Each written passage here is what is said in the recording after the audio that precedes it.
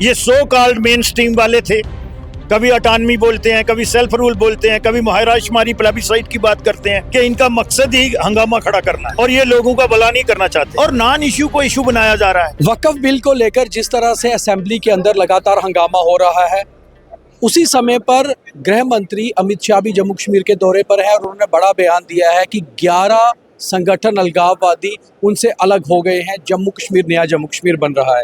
श्याम जी, सबसे पहले तो अंदर जो लगातार वक्फ बिल जो ऑलरेडी पास हो चुका है उसको लेकर हंगामा हो रहा है, कैसे आप देख रहे हैं इस सारे हंगामे को और बिजनेस डिस्टर्ब हो रहा है सीधे से? ऐसा ही कह सकते हैं कि इनका मकसद ही हंगामा खड़ा करना है और ये लोगों का भला नहीं करना चाहते।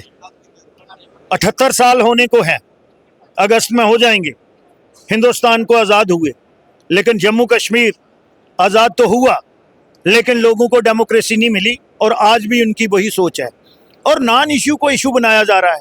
जब हॉनरेबल स्पीकर ने, आप लोगों ने एडजर्नमेंट मोशन लाया और वो मेरिट पे जो है उसको उन्होंने रिजेक्ट कर दिया।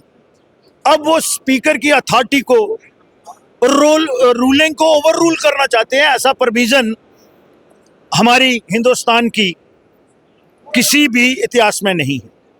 तो मैंने पहले कह दिया कि मैं उनको राय दे देता हूं कि अगर उनको चेयर पे भरोसा नहीं है तो वो नो कॉन्फिडेंस मोशन लाएं, उनको अनसीट कर दें। अब इतना ही हो सकता है। पीडीपी और सजाद लोन अभी अभी कह रहे हैं कि नो कॉन्फिडेंस मोशन स्पीकर के अगेंस्ट लाना चाहिए और ये ला रहे हैं, तो आपको लगता है कि कहीं ना कहीं एनसीपीडीपी स्पीकर को लेकर उसमें देख रही है, बीजेपी उसको कैसे देखती है?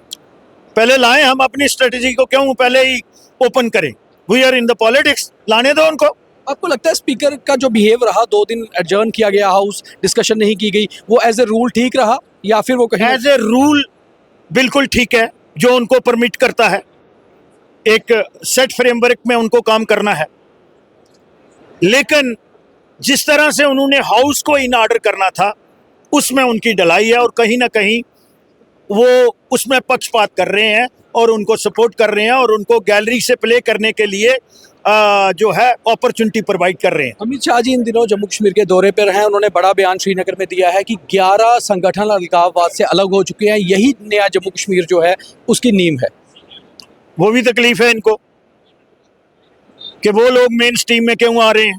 ये सो कॉल्ड मेन स्ट्रीम वाले थे, कभी अटानमी बोलते हैं, कभी सेल्फ रूल बोलते हैं, कभी मुहायरा शुमारी प्लेबिसाइट की बात करते हैं, कभी डबल करेंसी की बात करते हैं, ट्रिपल तलाक आता है फिर भी इनको तकलीफ होती है, सीए आया तभी इनको तकलीफ होती है, राम मंदिर की बात हो फिर भी इनको तकलीफ होती है और अब ये वक्फ बोर्ड बिल जो है, और भाई आने दो। अब आपको सुप्रीम कोर्ट पे भरोसा रखना चाहिए।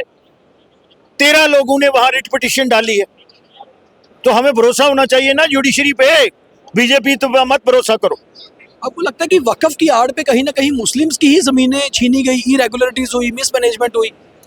वो सामने आ जाएगा। अभी मैं it is premature to say anything. मैं किसी इंडिविजुअल सेक्शन को इसके लिए हाँ, पर्टिकुलर लोग हैं और बड़े बड़े लोग जो इसके प्रेसिडेंट रहे हैं, जो उस वक्फ बोर्ड में रहे हैं, उनकी प्रॉपर्टी देखने की ज़रूरत है।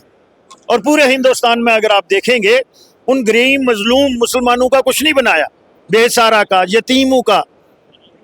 आज अगर आप देखेंगे तो एक बहुत बड़े लीडर हैं हिंदुस्तान के, उनकी 12 कमर्शियल बड़े बड़े कॉम्प्लेक्स जो हैं वो वक्फ तहत आ रहे हैं, वो इसके तहत आ रहे हैं, तभी परेशान। आखिरी सवाल है, पीडीपी का आरोप है कि बीजेपी और एनसी एक ही पेज पे हैं, इसीलिए आप कल यहाँ पर प्रोटेस्ट कर रही थी एनसी, वहाँ पर आपके जो माइनॉरिटीज मिनिस्टर हैं उनको वेलकम कर रहे थे सीएम, उनके साथ टूलिप घूम रहे थे, आज भी सीएम श्रीनगर में है, तो बीजेपी और एनसी की एक गेम सेट हो चुकी है। मुझे लगता है ये एनसी से पूछना चाहिए। मैं वही तो कह रहा हूँ कि लीडर ऑफ द हाउस तो ट्यूलिप में है, वो किरेन रिजिजू जी हैं।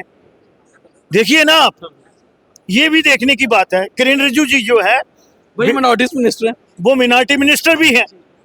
तो आप देखेंगे क्या है अंदर, क्या है बाहर, क्या है, और पब्लिक में तो एक्सपोज होंगे। तो आप भी बीजेपी से हैं, तो कहीं कोई अंदर खाते में कोई सेटिंग तो नहीं चल रही है? नहीं, हमें इतनी अभी जल्दबाजी नहीं है। We are in the opposition and हम अपोजिशन का जो कंस्ट्रक्टिव रोल है वो अदा करेंगे। तो हमें जल्दबाजी नहीं है सरकार में आने की, और ये उमर अब्दुल्ला से पूछा जाए कि वो किरण रिजिजू को वेलकम करने क्यों गए थे, ऐसा कहना है बीजेपी के वरिष्ठ नेता और एमएलए श्यामलाल शर्मा का, और साफ तौर पे ये कहते हैं कि पहले नो कॉन्फिडेंस मोशन लाएं स्पीकर के खिलाफ, अगर लाते हैं तो फिर हम देखेंगे कि क्या होता है। कैमरा पर्सन गगनदीप सिंह के साथ दीपक खजूरिया, द न्यूज़ रूम 24 आवाज़।